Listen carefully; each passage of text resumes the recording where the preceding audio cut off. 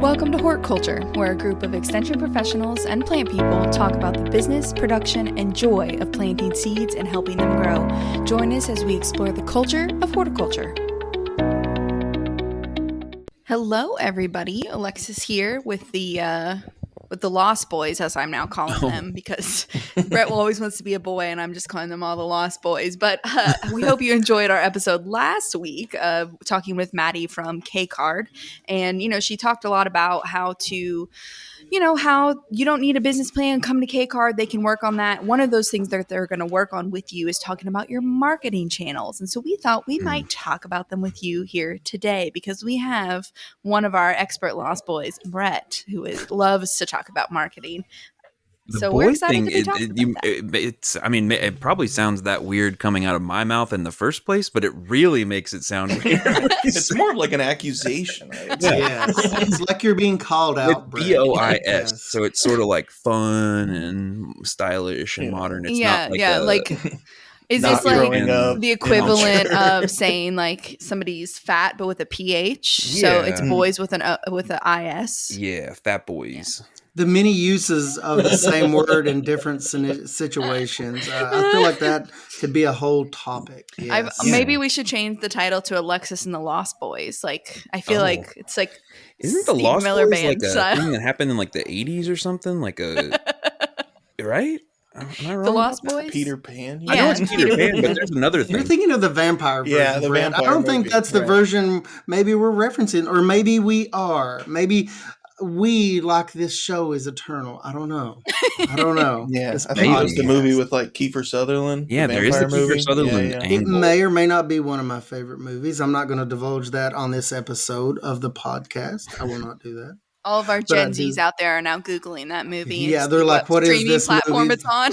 There's 3 sequels. None of them are any good. I'll just tell you that now. If you're going to watch it, watch the OG original, folks. I will give that plug as we lead ourselves into this week's conversation, which is indeed marketing. And I think it's a great conversation to have, as we've mentioned on other podcasts, is that in horticulture, as any endeavor in agriculture or horticulture, marketing and production is very important. But particularly in horticulture, we're oftentimes producing a product, but then we're tasked with also marketing it, especially here in Kentucky with the way our marketing channels are set up and the way that our infrastructure plays out here in Kentucky. Direct marketing is a thing here, and it's oftentimes the case with a lot of the producers that I work with, and probably some of you guys on the podcast today work with. So marketing, it's going to be a great discussion because it touches a lot of us in horticulture. Is that a fair thing to say, you guys? If you're going to grow it, you got to sell it somehow, right? I know it's not going to sell itself.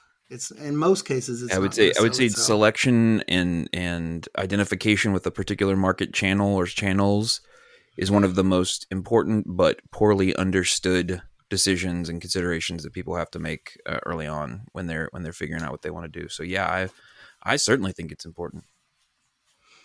It seems like when you lead into this thing, there's any number of ways we can lead into this conversation.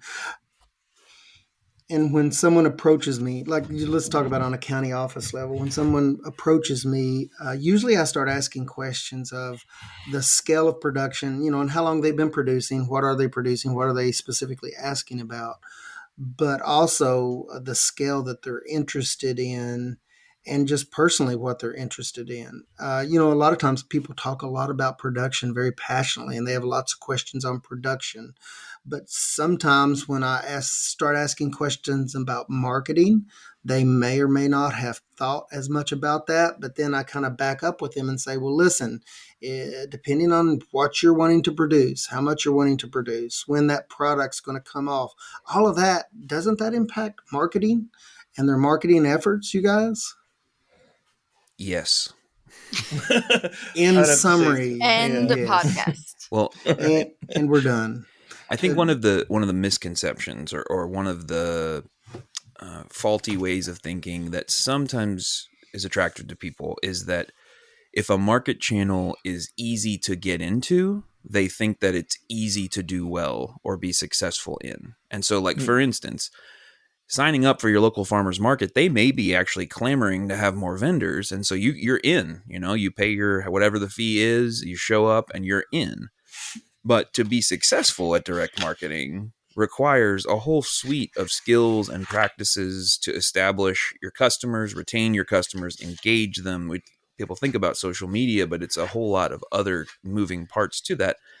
And in some ways, at that scale, the market channel management itself is kind of more complex than it is to sell pallets worth of tomatoes to a wholesaler.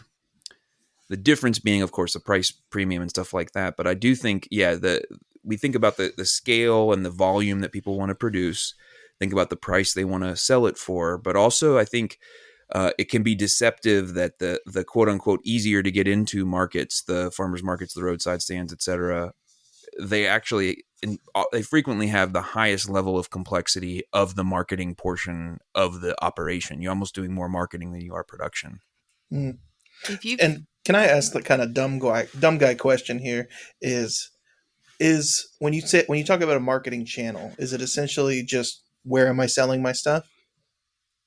Is that how you describe it? Yeah, it's maybe the path through which you're moving products from your farm out into the world, whether that be, so examples of market channels would be things like a roadside stand, farmers market, CSA, things in the additional, like you could do an on-farm retail and or you-pick operation. You could do something like a produce auction. You could do something like local or larger wholesale distribution. These are all individual examples of of market channels. You could do groceries, again, small or large, restaurants, direct to restaurant or through a distributor, selling to processors. These are all these different ways that you can get your product off your farm. It's a great clarification, Josh. And usually when someone approaches me, I kind of want to know in this case, even before I ask them, about like what marketing channels they're interested in, I want to know kind of how much space they have, because, we all know in horticulture, generally the intensity is greater. The intensity of production is greater, but so is the production on any given area of land. And even though you may produce very intensively on a quarter of an acre, you may never be big enough to hit certain markets, such as wholesale markets and I've worked with producers and they've had an acre of tomatoes, and that's really a huge quantity of tomatoes. It truly is. But then when they approached a distribution center, or they approached specific, at the time, it was years ago, grocery store chains, they said, well, that sounds awesome. Your production window is going to match with what we need. Can you deliver the first 5,000 boxes, 20-pound boxes of tomatoes? And it really hit that producer that, I'm not producing maybe enough, in this case, for that particular wholesale market. And they had no plans. They were landlocked. They had no more land. They were producing a lot of tomatoes, but they quickly realized that benchmarked them where they were at in the production scheme, because that wholesale buyer for a grocery chain wanted thousands of boxes. And instead, that producer was producing dozens and hundreds of boxes, not thousands of boxes. So sometimes just the setup of your operation will help you narrow down things. Sometimes it doesn't. Sometimes it will. It depends on your notion of growth and risk and the potential of each, kind of. So some of these things, decisions will kind of be made for you as far as guiding you to specific markets, maybe. And Brett, isn't it true that as you go up in volume, sometimes you go down in price as far as per unit of any given thing? In general, yes, I think there is a push and pull with volume and price. And so I think there is more to that. And part of what you have to consider, again, is your time and involvement in the process. Because so it may be that you say, okay, I'm going to sell 100 pounds of tomatoes at the farmer's market this weekend, or let's say 500 pounds of tomatoes at the market this weekend for $3 a pound. And then I consider expanding, and I go and talk to a distributor, and they say they'll give me 20 cents a pound. And I look at that and I think, how on earth does that make any sense at all? And it may not make sense. Ultimately, you may put pencil to paper and it may not. But part of the consideration is that if you're selling 500 pounds at that farmer's market, if you're able to produce it, you could be selling 15,000 pounds or more at that 20 cents per pound. And most critically, I think, in the case of the farmer's market, you are doing, if you're doing a good job, again, you're doing social media ahead of time, you're cultivating an email list, you're taking pictures, you're thinking about communication, you're going, you're harvesting, you're pulling everything together, you're putting it in the fridge or your holding facility, whatever, you're putting it, loading it in the truck at chaotically, on a chaotic Saturday morning, and one of your kids is sick, so you got to figure out childcare, and so then you're driving the truck in, you're sitting at the booth or paying someone to sit at the booth for 8 hours, then you didn't sell everything, so you're going to have to load that back into the truck, and you're going to drive that back to the farm, and you're going to have to unload it or figure out a place to deal with it or compost it or whatever. And then you've already got to be thinking about next week's harvest, next week's promotion, next week's social media. You got to make everything look glamorous. You got to do all of that. Okay, so you're doing that to sell 500 pounds of tomatoes at $3 a pound. Or you call up your distributor, you say, okay, we're ready for that however many pallets of 20-pound boxes, and yeah, you're getting 20 cents. They come, or you take it to them, you drop it off, you go back to your farm, and you're farming again. So the amount of time that you have spent in the marketing and delivery in those direct market channels is something that people sometimes lose track of. They lose track of the value and the expense of that, and they certainly don't account for that often in their cost accounting. So yeah, yes, that volume and price component there is a trade-off there. And again, in some cases, many cases, if you don't have a bunch of people working for you, you don't have an established system, efficiencies, etc., it may not make sense to sell products to those wholesale channels at those lower prices. However, don't forget to account for the costs associated with direct marketing. They can be considerable. I'll ask you this, Brett. I know you've done so much work in this area. From your experience, does the producer, the one that's growing it, or the group of producers that are growing it, are they always the right people to do the marketing? I mean, how does that work? Yeah, so I was just out at a county office giving a talk about personal selling skills, and one of the things that I talk about is to know thyself, and if you hate interacting with people, you are probably not going to get good at interacting with people because you hate it so much. Whereas if you're not particularly good at it, but you don't hate it, then you can get better. You can learn. There's ways to learn how to be better at selling, how to be better at interacting with people, how to be better at public speaking. But yes, I think a personality assessment, we covered it in the primer episode a little bit with those angles on enthusiasm and interest and all that kind of fun stuff, that not everyone, people think, oh, it's easy to get into the farmer's market and there's no pressure for me to show up with a certain amount of products or a certain amount of whatever. Okay, that's the right market channel for me. And then they forget the fact that they're a misanthrope who can't stand when people ask what they think are silly questions, or they, can't stand it because the customer thinks they know more than me and they don't know more than me. And it's like, that's kind of part of the process, is being able to talk to people, engage with them and do that. And they wonder why they're miserable or not overly successful. And don't get me wrong, I'm not in any way dogging on farmers markets and direct markets. That's the majority of the people we work with work in those channels. It's just sometimes I wish people understood how much it's costing them to do that kind of stuff. Alexis, you do a mix of marketing channels with your cut flower stuff. Some of it you're using for direct, some of it you're doing it for events or selling it, secondary. You have any comments on the variability and how much time and energy and everything else you're having to spend in those channels and how that has value or doesn't? Yeah, so we did farmers market for like a year and a day type of thing, like a season and a day. Ultimately, it didn't work for us because we also did events. And so events happen on Saturdays. And the key with farmers market, I think, well, there's several essential things, but one is that you have to be there every week.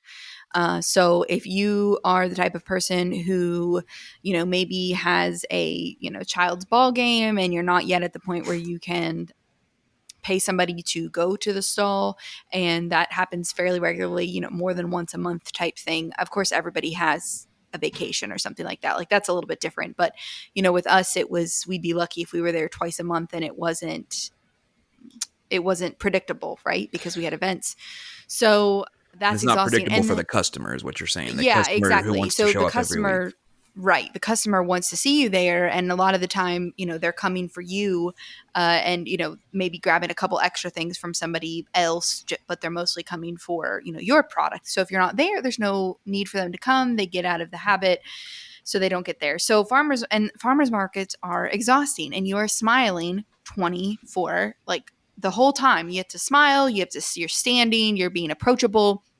You want your booth, you're answering questions, you're on, as I like to say, the entire time. And so they are exhausting. So we switched to doing roadside stands. Actually, I'm really excited because my stand should be done next week.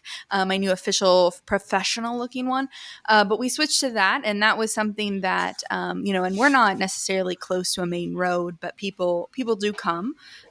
And it was I can put that out on a day when my product needs to be moved and I don't have to necessarily save it till Saturday. So that's another thing.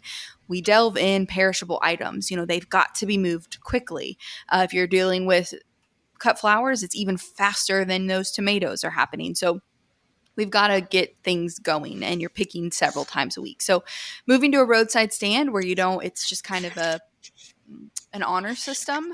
And, maybe we don't do quite as much business as the farmer's market, but I also can be weeding in the field at the same time people are paying me for a product. And so when you look at how much I'm paying, right, I'm getting a lot more stuff done, and I'm probably making more per hour, even though I'm making less overall. So that's one thing to think of. And then there's, CSAs, and CSAs are always – they're easy once you get started, but the process of teaching people when to pick up, reminding them to pick up, a weekly email about pickup. And if you're doing veggies, you might be sending them a recipe. Here's what's going to be in your box so that they can prepare what they're going to buy at the grocery store. What do they need to supplement with? It's an education. A lot of CSAs are education based. And then we haven't mentioned yet, but there's pick or options as well. So people do that for cut flowers a lot, but also vegetables. And so then there's you opening up your home if you're farming at your home, and then people will want to come knock on your door at any point in time. They're like, oh, there's a sign that says that you're not open today, but can I come anyways? And you're like, but I am hungry. Yeah. Right. Yeah. So there's a lot to direct marketing, like you said, the social media aspect, but a lot of people are great at it. They like to smile. They like to get to know their customer. They want their customer to know them, which is great, but it's exhausting. Yeah, the thing that you're speaking to too is so what's the reason that people get into these direct markets in the first place? It's because you get a premium on the individual per unit product. But as you're pointing out, you have to do a lot of customer maintenance, a lot of marketing maintenance, business maintenance in order to earn that. And it can work great, but it is something that's sometimes overlooked, I think. You are consistently working for the customer, and not just in the way of you're working to bring them a great product, but you are working to keep them engaged. And that is a lot of work to keep them engaged, and seeing you popping up on their social media or seeing you at the booth, and wanting them to feel connected to you and your product because they're buying your product from you because of you, not just because you have a great tomato, because there's probably lots of people who have great tomatoes or great cucumbers, but they're buying it because they like you versus a wholesale market is – what do you want? Here, I got it. I drop it off and I leave. And that's great. The other upside of the roadside thing is you can be weeding, but you can also be hanging out with adorable corgis. Yes. While people are paying you. Shout out Remy. And who's the new buddy? Finn. Remy and Finn, my farm manager and assistant farm manager.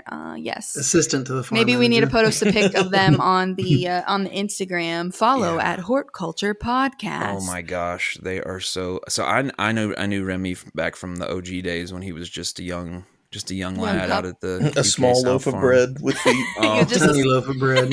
Yeah, he was just a seed potato in those days. and Just a baby spud. Oh man, it's so awesome to see them. But it's part, and like, honestly, it is part of your social media charm in that case, and it's part of, you have to be thinking about that, and you make it look very glamorous and very cool, and it's like, oh, effortless puppies and flowers. That's Mhm. exactly the vibe that I'm going for. Let me give you my money to buy a little piece of that heaven that you're showing me, and then I'll take it home with me and leave you with all the weeding and all of the expenses and all of All the everything dirty. else. And that's the reality of a lot of direct marketing is about selling an idea, selling a concept, conveying something that people are looking for, and I think looking for in their lives. And it takes a lot of work and a lot of skill to make it look as easy as people like you do. Thank you. Yeah, One Josh, of our, what kind of market channels have you sold into, Josh? In your career as a producer and otherwise a rambling man boy? of agricultural products. Yeah, A man without a country. A couple of different ones. I mean, usually they were diversified, and that actually, I mean, it's interesting. It sort of segues into a question I had, but my experience has been in CSA, a lot of direct market. I would say mostly direct market, but CSA, restaurant sales, couple of places I worked. Well, at least one place, the farm was actually a part of a residential development community, and so the produce actually kind of belonged to the people who paid dues there. So, but all tending to be kind of direct market. And I did have a question. I mean, you and I both work for the Center for Crop Diversification, and similar to diversifying production systems, is there a benefit or a logic to kind of managing risk by diversifying market channels in a single operation? I mean, I think yes, but I'm not the guy. Yes.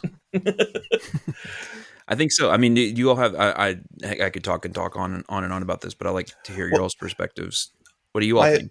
One of my examples, I mean, a place that I worked at, it was early on, so I didn't have the kind of experience to analyze what was happening. But we harvested for a 45 share CSA, but anytime certain crops came in, like we would just one year, I remember we had tons of eggplant, so much eggplant that none of the CSA members are going to want that much eggplant hitting their box every week.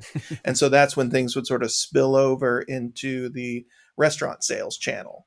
And, sometimes we would just have a ton of something. And that's when or the farmer grower would contact either the restaurants, or he would contact another grower and do like kind of a crop exchange to be able to access and essentially unload some of those products that maybe your CSA members weren't interested in. A lot of our local growers, that's what they do, Josh. They, maybe produce more than that they absolutely know that they could sell at the local medium volume farmers market. So they have developed channels for the crops that they have in larger volumes. And it's usually those middle markets. You mentioned like restaurants. I consider that almost like middle ground. And the price kind of falls somewhere roughly between wholesale and retail. It's a middle ground market. So we have a lot of growers that use those middle ground markets that I still consider direct to consumer almost type markets, and it's a medium level of production that they can move at one time. It's higher than straight retail at a farmer's market, but it's a lower requirement to get into that than wholesale. And I love those middle level markets. I really like those. And it seems like the price points vary a little bit on those, but if you can work out something you can work with, it's great for those producers that produce beyond the volume, it seems like, of a local farmer's market. You can quickly overwhelm a local farmer's market. Right. But it seems like even there was one place where we were dedicated and just sold to one restaurant. And I would not describe it as a large restaurant. Mm-hmm. But the way we felt about it, or it was articulated, was the restaurant was just a monster that would eat everything we threw at it. Mm-hmm. And we could never overwhelm it with anything. And I appreciate, when I first came to the central part of the state, I learned some things that I'm sure maybe some of you guys already knew, but it was a learning curve for me, in that I came to appreciate restaurant managers and how many hats they wear. And when they need product, they need product. And that was a tough thing for local farmers, is that they don't want to buy both, in some cases, a manager of a restaurant or restaurants. When they buy, they want a one source purchase option to simplify their lives. And that's something that, is a tough nut to crack sometimes, because they may say, well, we really would love to buy locally because we believe in that, but we really need 100 boxes of tomatoes every 3 days or whatever, some Right. volume. And so a lot of work goes into working with restaurant managers and trying to simplify their lives and remove as much friction from that process as possible. Sometimes it works out and sometimes it doesn't. I've seen both scenarios. Alexis, do you have like a hierarchy of market channels that get served first versus others? You mentioned the roadside stand maybe as like a catch or an alternate output for other. Do you think of it that way? Is that like, so for instance, if, God forbid something happened and you only could service one or two of the markets or market channels that you only have enough service those, are there certain ones that get fed first, so to speak? So I would say my CSA comes first because those people paid me a while ago. So they're first, and I plant kind of based on them. Then wholesale, I can offer them week to week what I have available. As far as event design, I mean, they're of course a priority, but when it comes down to it, I can get flowers from someone else for that if I needed to fill an order for them. So of course, the more of my own blooms I use, the more money I make. So, but that's something that is pretty standard, that it's okay to buy others, but the CSA people invest in my farm and my blooms, and then I'm only going to sell wholesale what I've grown, because I can't make any money if I'm selling somebody else's product wholesale. And then last would be that roadside stand kind of gets the ends of it. And usually I'm at the point now, and you get to a point where how many markets that you can supply. And so, I know that if I'm growing this amount of space, this amount of plants, whatever, I should have extra. And so that's why the roadside stand is there, because I will have extra, because, just in case something else fails.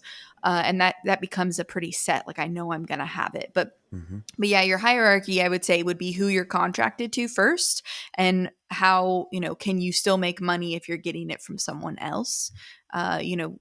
But it is nice to have another option with, a restaurant or something where they might be something you could unload, or like the co-op. I know there's a co-op in Lexington, a food, like a grocery store type co-op, and they used to, I don't know if they still do, but you could contact them if you had a bunch of eggplant or something, and you're not necessarily wanting to go to farmer's market, or you just know you can't unload that at farmer's market, but you have a few bushels of beans or eggplant or something.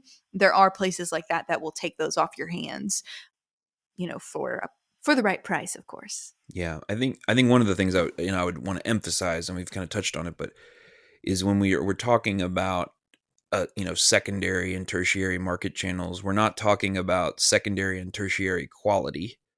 We're just talking about, you want to provide a high quality product to any market channel that you're providing it to, because otherwise you won't be providing it to that market channel for very long after that. So this is not a case of, well, we took a bunch of zucchini to the farmer's market and didn't sell half of it, and now it's been sitting out in the sun and it's limp and seconds. Let's take that and let's drive around to restaurants and see if they'll buy it out of the back of the truck, kind of thing. That's not what we're talking about here. What we're talking about more is like either you have excess. Yeah, unpredictability in terms of yields, one way or the other. That like you have too little or you have too much. I think that outlook or that mentality of, okay, the CSA or the people who have committed to me get serviced first, and then the other prioritization can be based on a variety of different factors. It may be that the unit price is the thing that determines. I know that I am going to make the most money off of a small amount delivered to this place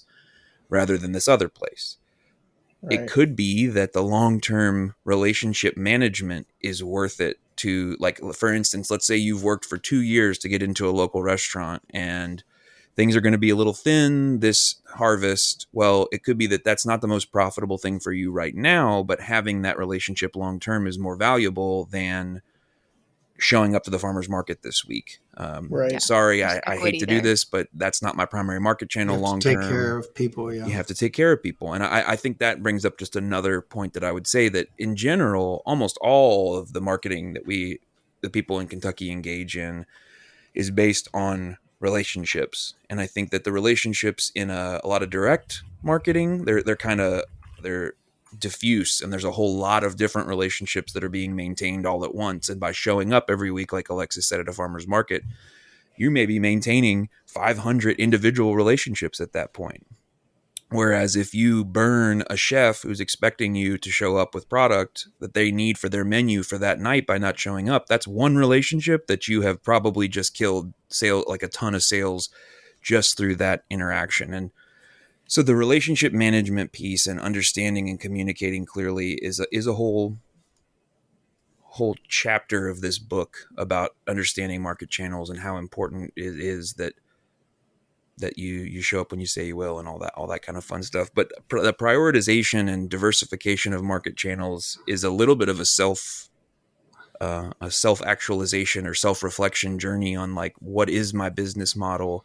What am I trying to do here? Who am I trying to sell to? Who am I prioritizing? And how does that factor in everywhere else? And if you aren't clear on that, then when things do get tricky or you have an extra amount, it can be kind of hard to know where that stuff is supposed to go. Yeah, there's no shame. Like we say it every episode, I think, is your business changes, right? So you might start out just doing farm stand, roadside stand, farmers, one thing, wholesale even. And then as you grow, as you're more comfortable growing, as you know who's around you that can support you should you have a crop loss or something along those lines, you can build those and add on one thing. Like last year, roadside stand for us, we would only do for special occasions. So Easter, Mother's Day, maybe once a month when I had excess. But what I saw and what I kept record of was how much I was throwing away, right? My composting, whatever, how much was going bad in the cooler. And I said, okay, well, I need another outlet for that. And that's pretty consistent. I saw consistently I had extra that I could move, but I wanted a low pressure way to move it. And so you'll see that. And it's okay to have years where, you have too much and maybe it goes to waste, or maybe you donate it to the food bank, or, we just started donating flowers to Meals on Wheels when we had extra stuff, and they would take it with the food, and everybody got a little like posies type thing. But building relationships that way is also good. And a lot of times those places that you donate to will get your name out there. And so that's also good. But adapt, it's okay from year to year to increase or decrease what you're doing, or decide that something's just no longer working for you or suiting you, or your life has changed. People are so scared to take a step back. I think sometimes there's this, I have to grow. And one thing that, you need to remember is, how are you like dealing with that? Are you burning the candle at both ends, or are you doing this in a sustainable manner? And sometimes that means taking a step back, and you may be able to deliver a better product or even charge more for that product by doing less. Mm-hmm. Personal. Don't kill yourself. I'm saying this mostly to me because I'm exhausted Yeah, I right was gonna now. say, it was Like something everyone's in looking. invitation. Everybody on the podcast is staring at me like, Alexis, are you preaching Yeah. to yourself? Yes, the answer is yes. You're trying to you're thinking your way through your own scenario. But Right. yeah, and I have done that for myself, taking on less events this year.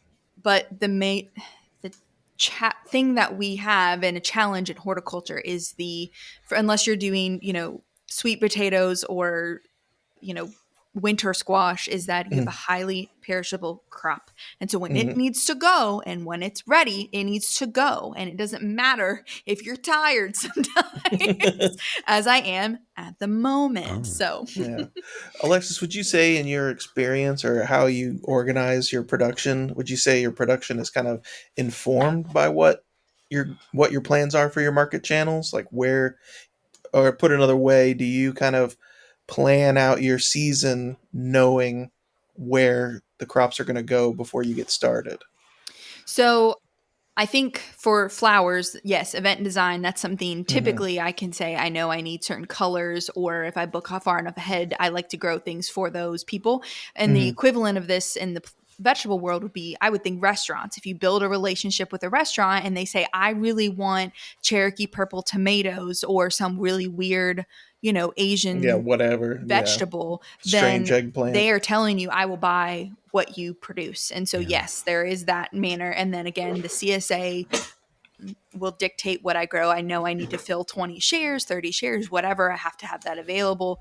And then anything excess is where that roadside stand or that farmer's market or something like that could come in. But ideally, and you don't necessarily have that the first couple of years because you're still figuring out what those things need.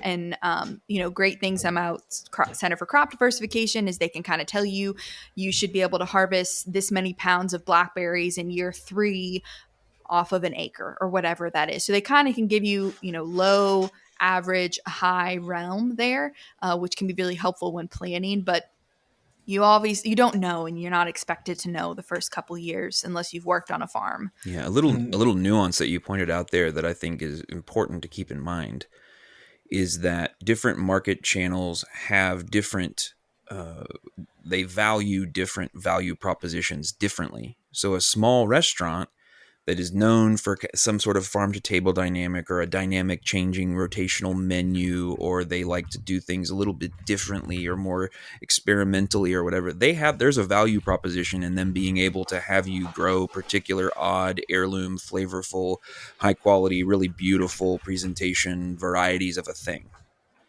Whereas your local Bob Evans, their whole brand is consistency of product across all of their restaurants nationwide. And so they don't need anything special from you necessarily. And they're going to, you're going to be selling into a distributor, larger distribution chain. And I think that's another thing, is that asking to what extent does the market channel care that the product is local?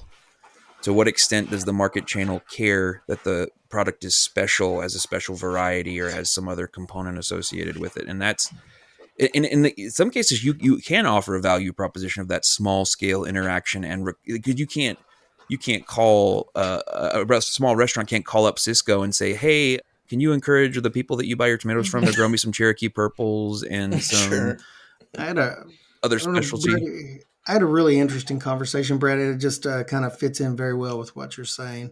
With a current master gardener that I have, just, conversation one day led to the fact that, he loved growing mushrooms. And I was like, oh, that's pretty cool. He was growing some blue oysters. Well, come to find out, he was growing all of these mushrooms in environmentally controlled conditions. I'm like, well, either this person really loves to eat huge quantities of mushrooms, or something's going on here. So he's a fun guy either way. Yeah, he's a fun guy either way, but that is so that showed up. Not only did he wasn't bunting that one, he was going for the fence. Right. He knocked it out of the I appreciate the setup. He knocked that. He is a fun guy. Yeah. In multiple ways. But come to find out, he was selling to a high-end restaurant in Lexington, and he grows many of these really interesting crops just for a restaurant. And it's mushrooms and interesting tomatoes. He starts them from, his plants, he starts from seeds and grows specifically for a high-end restaurant that prides themselves on local ingredients. And he has built his whole production operation around that. And he does other things, but that's one of the things that he does. But before we get too far into the discussion, I want to throw a little love at the island of misfit toys here for just a second. We're talking about, the area of horticulture that we, typically deal with, and that's products that are very consistent, very uniform, very, grade A quality. How about, Brett, you guys, how about those products that may not be free of blemishes but still have good eating quality? I mean, what happens to those misfit toys? I mean, do they just go in the garbage, or, can you guys speak to that at all as far as the maybe restaurant potential for those, or what happens to those products that are sound but just not visually perfect? What about those? I would say that the industry standard answer would be that those could potentially, now this is if they have cosmetic blemishes but are otherwise of a good quality. Sound otherwise, yeah. and they would go to some sort of a processing component. So that could be your tomatoes are going to process tomatoes and canning and ketchup or whatever that you mentioned the restaurants. There are restaurants that might be interested in that type of product, especially if they can get a deal on it. There like has a salsa or something like they're that. just trying to make a which sauce. is a processing, I guess you mentioned that. Yeah. There has been over the last decade and a half or two, there has been this interest or this growing. I don't know if the demand is growing, but certainly the interest in it is growing to have like an Uglies table at your farmer's market booth, or to have that opportunity. And for the I'm a crunchy hippie in my spare time. For people like me, that is something that Mushroom might have farmer. some value. That the value proposition of reducing some food waste, maybe saving a little bit of money because it's not a perfect quality thing. Can There it? there has been a certain segment of people who do that, and then yes, Alexis, exactly spot on. We do have people who do that processing thing at their own local level, and I mean we have entire segments with it. The USDA grading is something probably beyond the scope of this conversation, but there are grades. There's number 1, number 2, etc. And our produce auctions, which are a hugely important part of our local food distribution and purchasing and selling in Kentucky and across the kind of northeastern United States down through the Midwest, has an entire canning or canner quality category that they sell products for, and they sell for cheaper, but they're there to be available to people who are not using them for anything where they have to look perfect. So that's kind of the stock answer and a little bit of the alternative local market answer to that. And I imagine getting those to those locations where they can be marketed is probably pretty geo specific. It's very location specific, and they may or may not be convenient to an operation. I guess is that a fair statement? I think so. Yeah. I think that it can be whenever you talk about starting to reduce the amount that you're making off, because you didn't spend any less money, any less fertilizer, any less time on growing those ugly tomatoes, and yet you're going to sell them for lower money. Well, or for a lower price, that means you're going to need to consider whether it's worth so for instance, an example of that would be, you got to buy 25 pounds of these if you're going to buy them from me. I'm not going to sell them by the quart like I do at the farmer's market or whatever that may be. Yeah. But if I could just briefly follow up on something Josh said about the idea of, do you plant to your marketing channel expectations? I think the ag economist side of things and the people who are into marketing and would say, yes, as much as possible, you want to have everything that you're putting in the ground sold before it even goes into the ground. And we actually have a publication called What to Think About Before You Plant, available through the Center for Crop Diversification, the University of Kentucky. And really, the sneaky thing is, it's not everything what to think about before you plant. It's consider your marketing and where you're going to sell this stuff before you plant it, is really the subtitle or the real title of the document. And it summarizes a lot of the differences between market channels in a nice cohesive way. Maybe something folks want to take a look at, but I think in general, Alexis has given real talk, about you can't. I mean, yes, ideally, yes, I would like for people to pre-purchase every tulip that I sell before I put that bulb in the ground. But the reality is, it's a balancing act. But if you are planting and praying, I'm going to put out, 2,000 squash plants, and hopefully somebody's going to buy this squash when it comes out. That is maybe a dangerous proposition. A little bit fast and loose. Yeah, you don't have to have it all sold. I will, from the tulip point of view, perfect. It's been a warm year, and most of us have experienced that we had a lot of tulip failure this year. So I didn't have them all sold, which meant I had enough to supply, and then the other ones just didn't do anything. So there was that benefit of, have some of them sold, but definitely overplan for whatever you have sold.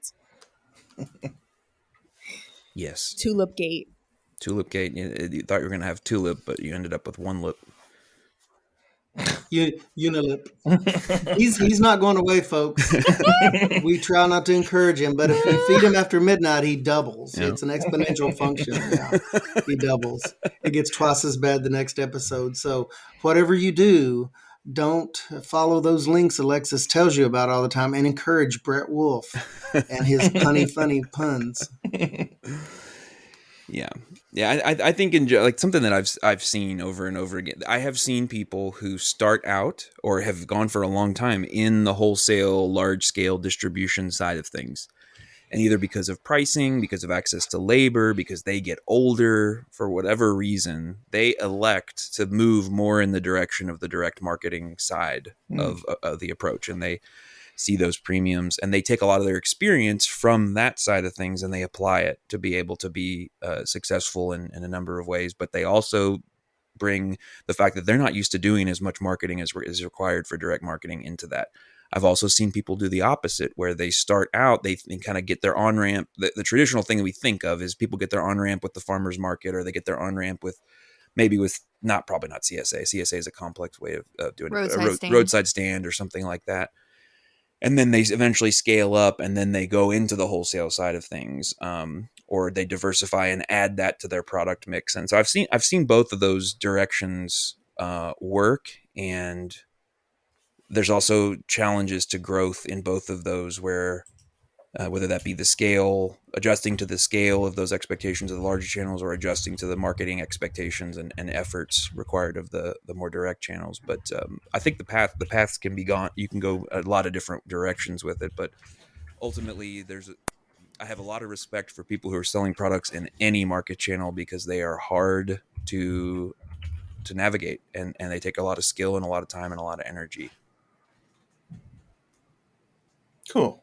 Maybe this is a good spot to kind of summarize things. Absolutely. Take us home. Yeah. All right. Well, so one of the first things Brett mentioned, which I think it's good to mention now, is just because a market channel is easy to get into, they aren't necessarily easy to succeed within. Something to keep in mind.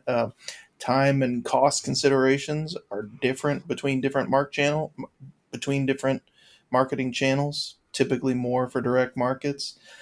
There is indeed a benefit to diversifying your market channels. And the way that might work is you might have your primary channels might be there for managing relationships or serving loyal customers. Maybe it's driven by a better price, whereas secondary channels are kind of to make sure that you're not losing anything to waste, but there's still a quality product. Market channels assign value differently. So it could be aesthetics, varieties, volume, sustainability, grading. Anyway, just to keep in mind that they're going to give you value for your sales differently based on what the market is, and that your market channel mix or focus can change over the time or as time passes with your operation. And that's what I got out of this. Hit it right on the sweet spot, Josh. That was awesome. Good conversation. It always applies to horticulture and other areas too. It's a great conversation. Look at us learning about markets and how to make a business plan and all these cool things we're doing these days. Hopefully that's Brett. helpful. I'm quietly taking notes the whole time. I'm like, these guys, they know more than they I know. let He on. keeps asking me questions, and I'm just like, I don't know. Can you just tell me? I don't. Just give me the answer. Can you just tell me if what I'm doing is right? Because I don't really know. They know this. They're humble. You know, one of the strengths of these folks is their humility. So it's really shining through here. So nobody's as humble as them. That's what I'm saying. They say it all the time. Nobody's as humble as I am. It's still how I think of myself. It's hard being perfect in every way. I do my best, though. All right. Well, we are so grateful that you were here with us today. And we hope you enjoyed that. If you have any other thoughts for podcasts, please, you're welcome to share them with us. You can find us on Instagram, Horticulture Podcast. Our email is on there as well. So you can find us. Our email is Brett. What is it? I forget. Oh, the one that you. Yeah. What's our email address? I should know. I think it's horticulture podcast at l.uky.edu. Yes, and that will come to all of us. That's so, correct. If you have something specific that you want to ask one of the bald boys, you can title "Dear Bald Boy." Dear Bald Boy, and they will answer. Bald Boy 1 and Bald Boy 2. Me or Ray. We'll let you all decide who's who. But anyways, thank you for joining us today. And as we grow this podcast, we hope you grow with us. Join us next week for some crop rotation. And that's going to be fun. Back to the plant part of it. Thank you all so much and have a great day.